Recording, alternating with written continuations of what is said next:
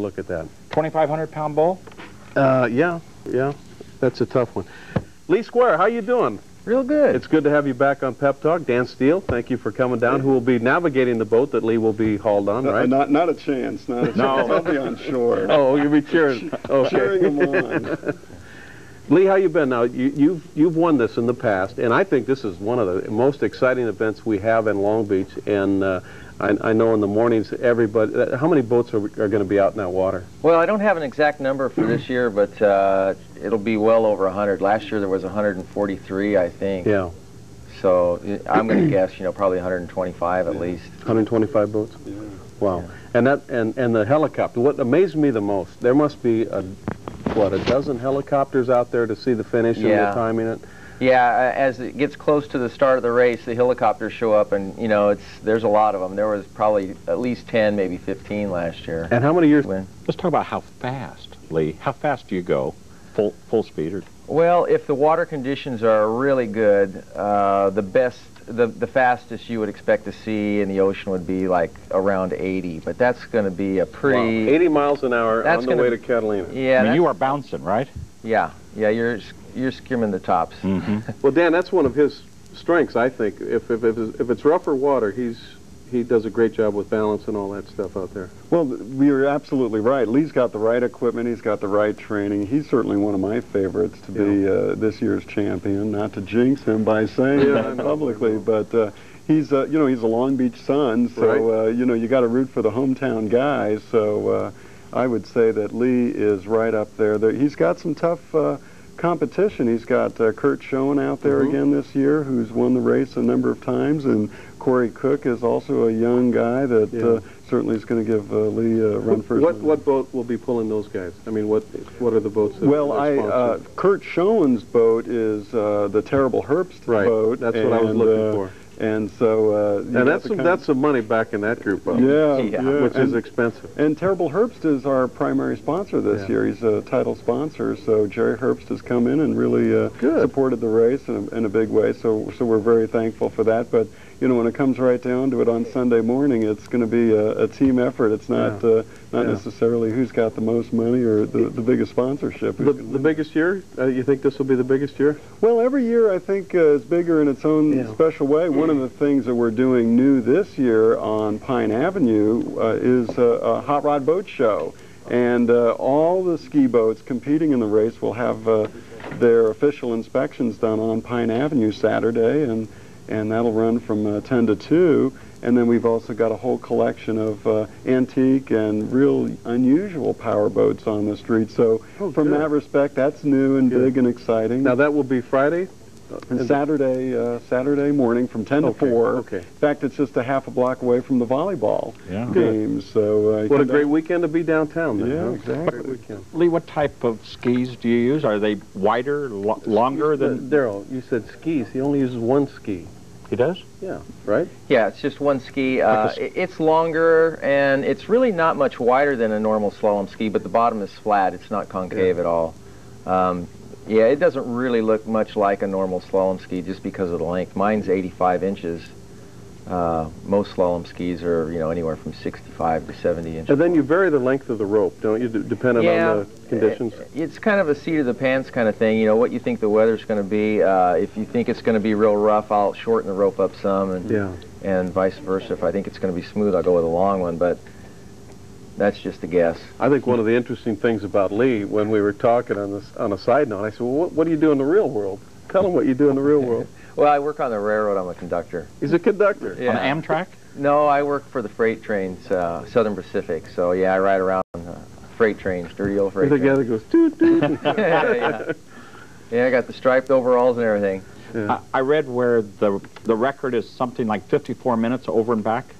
Yeah, it's 54 minutes, 57 seconds. The year that I won, I did it in 55:03. You just missed it. Yeah, just 6 seconds off the record. 6 seconds off. How long ago was that record set, do you think? The record was set in '87. So it stood for a while, hasn't it? Oh, it's still there.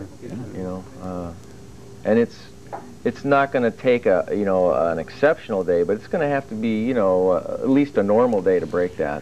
When you go over to Avalon? Yeah, we go right into Avalon, right into the harbor.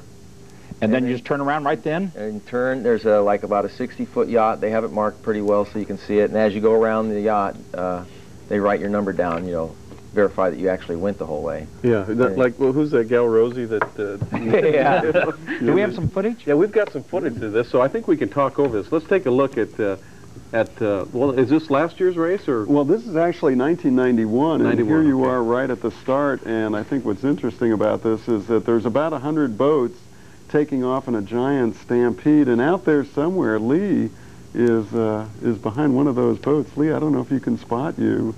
Oh, there he is, yeah. Yeah, that's him right there, the one in front. You start off from a standing start? Everybody's just dead in the water? Yeah, you're just standing still in the water. The skier is in the water with the line stretched tight, but other than that, you're not moving.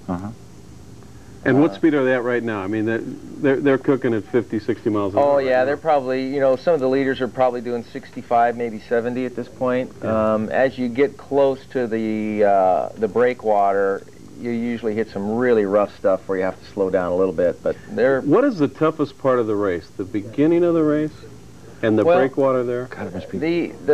That's a tough part for sure, because if you fall now, it's over. You can wait another year. Yeah. Yeah. Especially in 54 minutes. I mean, especially if you hold the flag up like they do at the Colorado River, and you bring your guy back around and you reload and go up like that. That's a... Yeah, if you fall here, the boat turning around is going to get the rope cut in half for sure. Like all right, now let's talk about the technique of holding that the line or rope, if whatever you want to call it there. Well, don't you kind of wrap it around, or? Yeah, that guy is skiing what they call Australian style, where they hold the handles behind their back, and the basic reason for that is to bring the pull from your shoulders down to your waist. It helps your lower back. But you don't ski that way. No, I ski completely different than that. I ski with my hands out front using a whole different setup with the handles in front of me. And what you don't realize is that that's a 1.5 mile starting grid, and they come down to about 3/4 of a mile to get through that Queen's Gate opening there. So that's a lot of traffic at very high speeds. When do you establish who's really in the lead? Is it in the turn?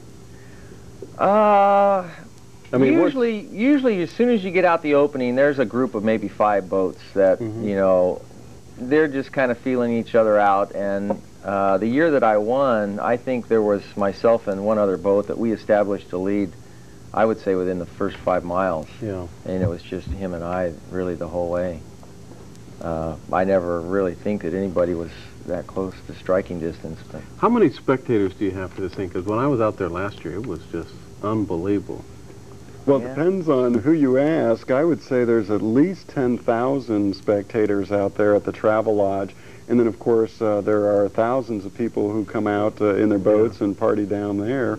And then when you talk about those helicopters and aircraft, you've got, you talk about 16, 20 helicopters up and there. They're flying backwards. The interesting thing about this thing, if you haven't been, folks, go down and see this, because it is one of the great events in Long Beach. And I think because we have the Pacific Ocean as a venue, it's a great event to watch. These helicopters will be filming these guys, and the helicopters are going backwards for half a mile, just shooting it. To me, I'm saying, my God, how do they stay out of trouble? So other than helicopters, there's really no other way to view it other than the start or the finish. Well, I think the start is great if you can be either on your boat or at the Hyatt there. The energy and the things going on are just tremendous.